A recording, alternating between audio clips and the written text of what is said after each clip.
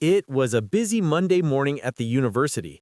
Students rushed into the calculus classroom, and Professor Allen stood at the front, proud of his lecture notes.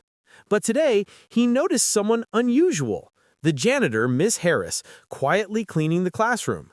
She was an older black woman with a calm smile. Professor Allen smirked. He thought, "Why is she here? She probably does not understand math at all." He called out, "Miss Harris, do you even know what calculus is? Or are you just here to mop the floors?" The students laughed nervously, but Miss Harris only smiled. She said nothing. The professor continued his lecture, throwing difficult questions at the students, expecting them to struggle.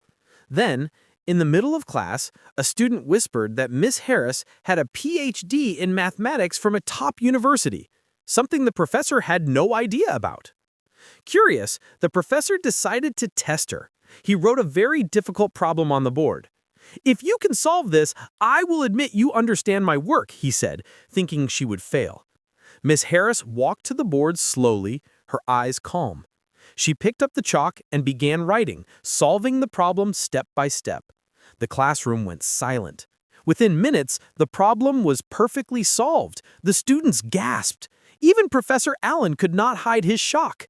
He stammered, I had no idea." Miss Harris smiled and said softly, "Never judge a book by its cover, Professor."